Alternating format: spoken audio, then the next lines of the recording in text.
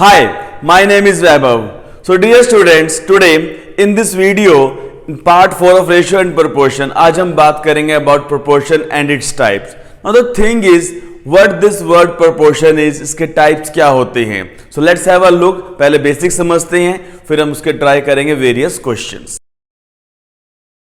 Now, what this word proportion means? This simply means an equality of two ratios is called a proportion. So, I can write down this thing as कि A upon B is equal to C upon D, equality of two ratios, or we can write A ratio B proportionally, or I can say is same as. This means proportion and we call it as is same as. So one and the same thing. So we can say it A ratio B is same as C ratio D. Now for example, we have a value 3 ratio 5. Now this can be same as their multiples. If I multiply this 3 by 10, 30, so this will be 30 ratio 50, or we can write in this way, किस value को हम 30 कह रहे हैं तो 5 की value find करें, this will turn to be 50. This is called proportion. Now this proportion has a property, the product of extreme is equal to product of middle terms. So I can write this thing as A into D is always equal to B into C. So suppose हमारे पास 3 terms are given, we need to find the 4th term, तो हम ऐसे भी solve कर सकते हैं. For example, we have 7 ratio 11 is same as, यहां पे हमने x ले लिया और यहां पे मुझे गिवन है 44. Now we can solve by this thing also कि the product of extreme that is 7 into 44 is equal to 11 into x. So I will not waste my time in solving here. This x will be 7 into 44 upon 11. हमने cancel किया 4. So we get the value 28. So it's completely up to you कि हम उसको इस property से solve करें या फिर when we say same as कि नंबर से मल्टीप्लाई करके, this is 7 ratio 11, this is given 44, so we are multiplying by 4, so this answer will be 28. दोनों में से ही हमारा आंसर बिल्कुल सेम आता है. अब हम बात करेंगे how to find the mean proportion, third proportion, fourth proportion, जहां से हमारे various easy and government exams में क्वेश्चंस बनते हैं. Now let's try a question कि the first, second and fourth terms of a proportion are 4, 12 and 60. Find the third term. So if you see, using this property again, it is clearly given कि we are having the first, second and the fourth term. First term is given 4, second term is given 12, fourth term is given 60, or I can write in this way 4, 12, ये हमें निकालना है x, 60. So in this way 4 ratio 12 is same as x ratio 60. So यहाँ से we need to find the value of x, or I can write in this way 12 into x is equal to 4 into 60. So this x will be 4 into 60 by 12, cut किया, so हमारे पास answer आ गया 4 into 5, 20. So for this particular question, my third term will be 20. Now we have one of the most repeated question कि what is the least number which must be subtracted from 16, 19 and 23 so that the resulting numbers are in continued proportions, and options are 2, 4, 6 and 7. So in this particular question हमारे पास numbers given थे 16, 19 and 23. 3 numbers are there. अभी हमने सीखा कि proportion में हमारे को चाहिए होते हैं 4 numbers, तो 3 numbers को हम कैसे यूज करें. इस middle number को हम 2 बार यूज कर लेंगे. अब question says what least number must be subtracted. तो मतलब यहां से भी same number माइनस, यहां से भी same, यहां से भी same number माइनस, तो ये कैसे बन जाएगा 16 minus x ratio 19 minus x. 2 बार आएगा 19 minus x ratio 23 minus x. So we have 16 minus x ratio 19 minus x is same as 19 minus x ratio 23 minus x. अब जब मैं इसको सॉल्व करूंगा हमारे पास बन रहा है 19 माइनस एक्स का whole square is equal to 16 minus X 23 minus X. अब आपको नहीं लगता कि क्वेश्चन बहुत लंबा हो जाएगा इसको सॉल्व करना? यहां पे हम ऑलवेज यूज करेंगे ऑप्शंस को क्वेश्चन को फास्टली सॉल्व करने के लिए, हम कभी भी ऐसे नहीं करेंगे। ऑप्शंस गिवन थे 2 4 6 7, सो लीस्ट नंबर इज 2। अगर हम यहां से 2 माइनस करते हैं from this numbers 16 19 and 23 using option A which is 2, हमारे पास क्या आ जाएगा? 16 माइनस 2 14, 19 माइनस 2 17, 23 माइनस 2 21। ये नंबर प्रोपोर्शंस में नहीं आ रहे, so option eliminated. Option B 4 given था, 16 माइनस 4 12, 19 माइनस 4 15, 23 माइनस 4 19 आ रहा है। 19 इंटू 12 इवन नंबर होता है, 15 into 15 odd number, not equal, eliminated. फिर हमने 6 को लिया, 16 माइनस 6 10, 19 माइनस 6 13, 23 माइनस 6 17। यहां पे भी सेम स्ट्रेटेजी, 13 का स्क्वायर 169, 170 नॉट इक्वल, तो डायरेक्टली हमारा ऑप्शन डी आंसर आ चुका है। बट फिर भी हम क्रॉस चेक कर लेते हैं, 16 minus 7 9, 19 minus 7 12, 23 minus 7 16, so 16 into 9 144, 12 का square 144, so option D is the correct answer कि 7 is the least number which must be subtracted. तो जब भी ऐसा क्वेश्चन एग्जाम में आता है, will never waste our time इस तरीके से सॉल्व करके, use the options to save your time. Now what is the mean proportion between 8 and 18? So in this question हमें सॉल्व करना है mean proportion. Now what is this mean? Mean मतलब average, middle number. सो हमारे पास 2 numbers given थे 8 and 18, हमें निकालना है इनका mean proportion. So this can be written as 8, x, 18. Now again we are having 3 numbers in proportion, so this will be written as 8 ratio x is same as x ratio 18. So जब उसको solve करेंगे, inner one extreme, x square is equal to 8 into 18 is equal to 144, and 144 किसका square होता है? 12 का। So x is equal to 12. So the mean proportion for 8 and 18 is 12, which is our answer. Now let's have a look at a very good question. Ki find the ratio between the mean proportion of 8 and 18 and the third term of a proportion whose first, second and fourth terms are 4, 9 and 45. So means इस question के अंदर हमारे पास 2 different parts given है, वहां से 2 numbers आएंगे, हमें फिर उनकी रेशियो निकालनी है। So now in the first part हमारे पास नंबर्स थे 8 एंड 18, जिसका हमें निकालना है मीन प्रोपोर्शन। ये कैसे आएगा? 8, x, 18, so 8 ratio x is same as x ratio 18। So यहां से हमारे पास आया x square is equal to 8 into 18, which is 144. So this x is equal to 12. One number is there. Now second part में कह रहे हैं हमें third term निकालनी है, whose first, second and fourth terms are 4, 9 and x हमारे पास third term हो जाएगी 45 respectively. So यहां से इसको I can make it y. Now this 9 into y will be equal to 45 into 4. So this y is equal to 44 into 4 by 9. इसको हमने cancel किया, हमारे पास y की वैल्यू आ रही है 20। अब हमें रेशियो किसकी निकालनी है? Of this number mean proportion and the third term of this proportion. So we have this x ratio y is equal to 12 ratio 20, दोनों को 4 से कट किया, this is 3 ratio 5. So the required answer for the given question is 3 ratio 5. Now let's try a IPM and a CAT based question, a medium level question.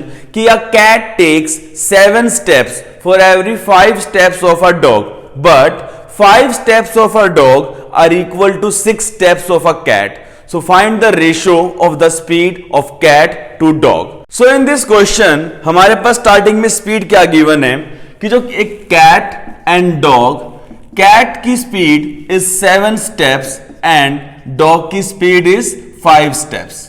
But यहां पे one more statement is given कि 5 steps of a dog is equal to 6 steps of a cat.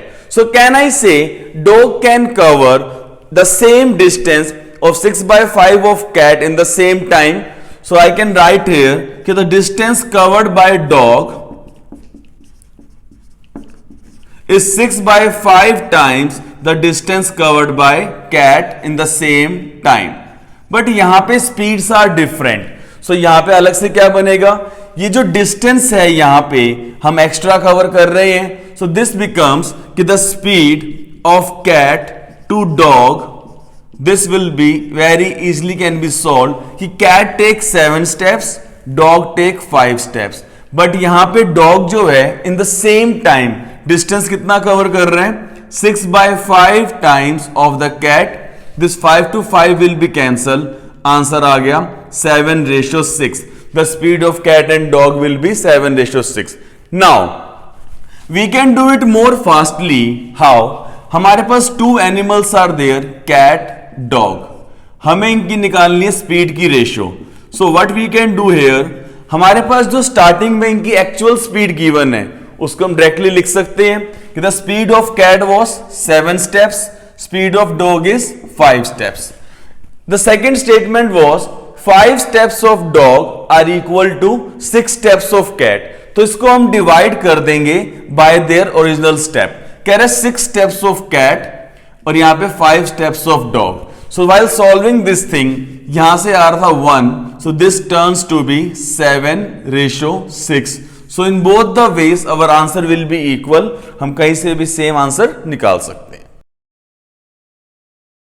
Now let's have a look at types of proportion, क्योंकि यहां से आपके कुछ entrance exams में like CAT, JET, IPM, CMAT, even in government exam यहां से हमारे पास बहुत अच्छे लेवल के क्वेश्चन बनते हैं. So it has 2 types, directly proportional and inversely proportional. अब इन वर्ड्स का मीनिंग क्या होता है? This is directly proportional. So this means if I say A is directly proportional to B, so जब इस साइन को हम रिमूव करेंगे this will turn to be A is equal to K into B. So how the question will be made कि starting में आपको A और B की वैल्यू गिवन होगी. सेकंड में क्या पूछेगा, find the value of A when B is this. So means हमारे पास एक प्रॉपर क्वेश्चन की फॉर्मेट में आ जाएगा. पहले बात करते हैं अब इनवर्सली प्रोपोर्शनल के बारे में. This says C is inversely proportional to D. अब इनवर्स का मतलब क्या होता है, reciprocal. So inversely proportional to D ये बन जाएगा like this. This means when C will increase D will decrease और वाइस वर्सा. अब जब इस साइन को रिमूव करेंगे this turns to be C is equal to K into 1/D. So means K क्या है, K is a constant number in both the cases. तो हमारे पास जब भी अभी हम क्वेश्चन ट्राई करेंगे हम इनकी वैल्यूज पुट करके पहले हम K को फाइंड करेंगे, then will solve the further question. This K value will always remain fix for that particular question. Now let's try a question कि the value of A is directly proportional to the square of B. When B is 4, A is 32. What is the value of A when B is 10? So if we look at this question हमारे पास clearly given है the value of A directly proportional to square of B. अब starting में कह रहे हैं कि हमारे पास गिवन है when this A and B, when B is 4, A is 32, when B is 10, हमें निकालनी है A की value. The very first mistake we'll do कि सर 4 into 8 is 32, तो 10 into 8 can be 80, which is completely wrong. Let's see how now. This is given A is directly proportional to B square. जब इस sign को हम remove करेंगे ये क्या बन जाएगा, A is equal to this K into B square. From the first condition यहां से हम पहले K को सॉल्व करेंगे तो क्या आ जाएगा, the value of A is 32, के हमें सॉल्व करना है, 4 square b is 4, so this will be 32 is equal to k into 16, हमारे पास k की वैल्यू आ गई 32 by 16, this k is equal to 2। So इस फर्स्ट का यूज क्या था, k की वैल्यू सॉल्व करने के लिए। अब हमें निकालनी है a की वैल्यू, तो using this k and b will solve for a, so this will be a is equal to k into b का square which is 10 square, so we have 2 into 100, this a is equal to 200. So in this way these questions are very easily approached. Now the height of Rohit is directly proportional to square root of his age. What will be the height of the Rohit at the age of 25 years if he is 3 feet tall at the age of 16 years? So यहाँ पे क्या कह रहे हैं, height is directly proportional to square root of his age. अब यहां से जब इस साइन को रिमूव करेंगे हमारे पास क्या आ रहा है, h is equal to k into root A. अब स्टार्टिंग में क्या गिवन है, at the age of 16 years height is 3 feet, so that means k into root 16, हमारे पास क्या आ जाएगा, 3 is equal to k into 4, तो k की वैल्यू क्या आ गई, 3/4। अब क्वेश्चन की क्या डिमांड है, what will be his height at the age of 25 years. So now I can put the height will be equal to, यहां से आ गई k की value, and they are asking at the age of 25 years, this will be root 25, so 3/4 into 5, this height will be 15/4 feet. और इसको हम further भी convert कर सकते हैं, तो ये क्या बन जाएगा हमारे पास, 3 फीट 3/4। इस 3/4 जब हम कन्वर्ट करेंगे in 1 feet we have 12 inches, यहां से कट किया, तो this will be 3 feet 9 inches. Never do this mistake कि 0.75 फिट होता है, in 1 feet we have 12 inches, so 3/4 into 12, this will become 9 inches. The proper answer for this question will be कि at the age of 25 years his height will be 3 feet 9 inches. चलिए अब एक question try करते हैं from inversely proportional. The question is the value of a is inversely proportional to cube of c. When c is 2, then a is 4. So what is the value of a when c is 3? Now in this question, they are saying a is inversely proportional to cube of c. और यहां पे कह रहे हैं when this c is 2, a is 4. What is the value of a when c is 3? अब यहां पे will not do a mistake कि सर 2 का डबल 4 होता है तो 3 का डबल 6 आ जाएगा, no. 2 का स्क्वायर 4, 3 का square will be 9, no. Maybe answer आ जाए but we are not sure. Now how to approach this question, जब इस साइन को हम रिमूव करेंगे this will turn a is equal to k upon c cube, k is a constant number, so यहां से values put करने के बाद क्या आएगा, this a is equal to 4 k upon c cube, c value is 2, so this will be 2 cube, हमारे पास k की वैल्यू क्या आ रही है 4 into 2 cube which is 8, this k is equal to 32. So constant number is 32. Now we need to solve for a when c is 3. So यहां से हम जब k को पुट करेंगे this is 32 upon c cube, c is 3, this is 3 cube, so a will be 32 upon 27, not 6 or 9. Now we have a question, a previous year question from CAT exam, that total expenses of a boarding house are partially fixed and partially varying linearly with the number of boarders. So the average expense per boarder is rupees 700 when there are 25 boarders and rupees 600 when there are 50 boarders. So what is the average expenses per boarder when there are 100 boarders? So that means in this question हमें क्या given है कि हम एक house को board कर रहे हैं जहां पे we are having some fixed charges and charges per boarder. Now यहां पे वो बात कर रहा है कि आपके पास जब 25 बॉर्डर्स हैं, तो हमारे पास एवरेज कॉस्ट क्या आ रहा है 700 रुपीज। बट यहीं पे व्हेन देयर आर 50 बॉर्डर्स तो हमारे पास एवरेज कॉस्ट आ रहा है 600 rupees. Now we need to find the average cost when there are 100 borders. So now जो भी फिक्स चार्जेस हैं they will always remain fix. Let's say this are x charges per border. So let's say charges per border is y rupees, तो यहां पे क्या बन जाएगा x plus 25y, यहां पे बन जाएगा x plus 50y, this will be x plus 100y। But the twist is हमें यहां पे एवरेज कॉस्ट गिवन है, so that means first of all we need to find the total cost. In the first case, there are 25 borders, so 700 into 25 हमारे पास total cost क्या आ रही है rupees 17,500। In the case of 50 borders, average cost is 600, so 6 into 5 30, ये आ गया 30,000 rupees. Now we need to talk about 100 borders। क्या यहां पे हम इक्वेशन भी बना सकते हैं? बन गई इक्वेशन हमारे पास कि x plus 25y is equal to 17500 and x plus 50y is equal to 30,000।